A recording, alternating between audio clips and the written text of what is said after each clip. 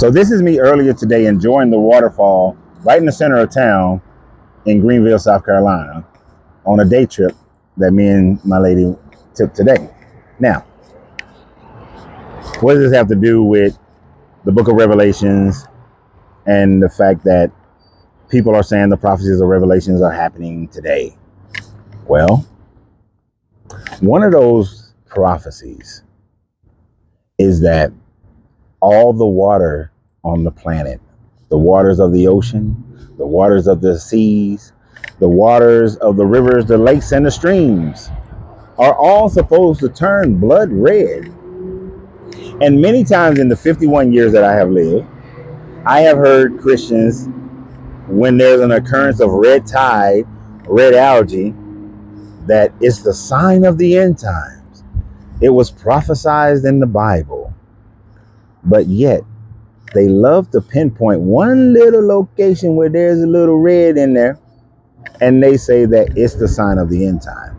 First of all, it's supposed to be blood, not red tide, not some red algae occurrence or red bloom or something of that nature, algae blooms.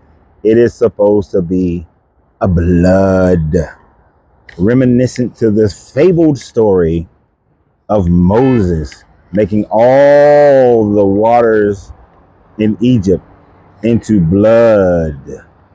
Now, we always have an interesting issue with that nobody ever pays attention to, because it says that Pharaoh's magicians were able to turn water into blood. I want to ask you a quick and easy question. It's a yes or no. There's no explaining going on with it. If Moses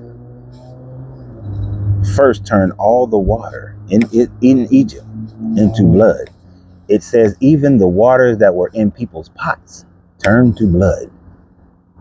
Where did Pharaoh's magicians get water to then turn into blood if they did it immediately after Moses supposedly turned all the water into a blood? So that's supposed to be reminiscent to that situation. But can you grasp that just for a second? Is that not an error? Is that not a contradiction? But as we look at this thing in Revelations that said all means all, and that's all that all means, all the rivers, all the ponds, all the lakes, all the streams, this one right here turns to blood. Asteroid Wormwood hits. It's poison and it's blood. I should be able to, at the next time somebody predicts that this is that situation, go to Greenville, look at this beautiful waterfall, but see it dripping and flowing and overflowing with blood. If you really want somebody to believe in your religion, stop claiming every little thing as an end time. Just as I did in my videos concerning the Euphrates River and it's drying up. The Euphrates River is going through a drying spell, something that it has done every 2,000 to 4,000 years. The Euphrates River has went through a drying spell, regardless of the causation at any of those time frames. We know what the causation is today. They're damming up the arteries that flow into it. The Turkish mountains aren't receiving the snow caps that they were receiving before, and it's drying.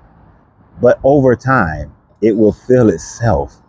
And to say that when it dries, the person who made this claim was saying that, and the 4 angels will come from Euphrates and they will kill a third of the population, which was very incorrect.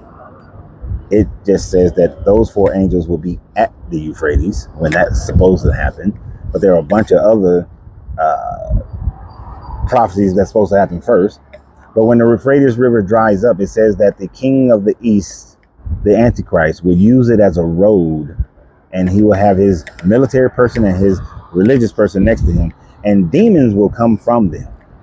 That's all it says. It says that. It doesn't say anything about it killing a third of the population. But every little thing that you can point to and say is the end times. People have always done that. No matter what the religion is, every religion has their end times. Paul actually thought that the end time would come before he died, which is why he said it's better for people not to marry, but to withstand themselves until Jesus comes, because he was coming in that generation. As Jesus said, I'm coming back before this generation dies off. But then after that generation died off, they had to change it to fit the paradigm of that day, to mean that a generation is everyone who has been born after Jesus until he comes back. But yet, to those people at that time, a generation meant 40 years. 40 years was a generation to the people who actually wrote it, to which you don't know who wrote it anyway, because John, Matthew, Mark, and Luke are not the names, and were given to those writings because they was written anonymously. Do some research and you'll find that part out as well. But the next time somebody says that it's all happening, we're going to go to Greenville and we're going to record the bloody waters that are flowing through Greenville. I don't know if we'll make it up there, because supposedly all the water. So when we pass Lake Hartwell, Seneca Reserve, when we pass all those bodies of water, we should see the blood wet. I should be able to go right over here close to where my cigar lounge is and go to the Yellow River, and it'll be the Yellow River of blood. That old Chattahoochee that we have flowing through Atlanta, way down yonder on the Chattahoochee. Didn't know how much the muddy waters meant to me. Well, those waters won't be muddy. We have to change the song. Way down yonder in the Chattahoochee. Didn't know how much those bloody waters meant to me. Because that's what they are supposed to be when this happened. So I'll wait. But please, you should wait as well. Because every time you make these claims, you further invalidate your religion, which gives people the notion that your religion is based on falsities and is based more primarily on fear. Because fear is an awesome weapon to keep people in line. But we do not fear. Those of us who understand, who have done the research, who have come into understanding, who walk now in a different wisdom, we understand the universal laws. We understand how nature works. And we also know that a nature is adaptable to change. As man pollutes the earth is fighting back.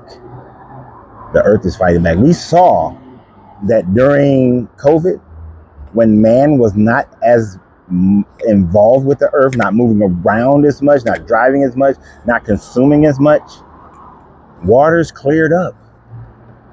Pollution cleared the sky. The earth will naturally heal itself. It happens over and over again. But we also know that Ellie events happen. Oh, that's extinction level events. That Ellie events happen as well. A size Texas meteorite could hit the earth right now and we all gone in one fell swoop. No need for 21 different prophecies. We gone.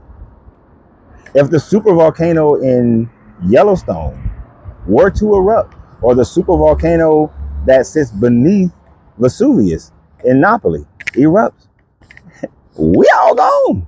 If both of them erupt at the same time, we damn sure gone. So if a pole shift happens, we all are gone. So there won't be the 21 prophecies. It all just happen in one fell swoop. Those are more likely to happen than 21 prophecies that have yet to happen ever happen. Oh, and before you say something about wars and rumors of wars, there has not been a time in the history of man that there haven't been wars and rumors of wars. We're always fighting each other because we're too ignorant to understand that we have this one planet that we all need to take care of, and we all need to share and live on it together in peace, harmony, and tranquility, and allow each of us to have our own individual personalities and lives without trying to force something else on someone else. That we should be sharing resources and figuring out how to have the cleanest energy that we can possibly have.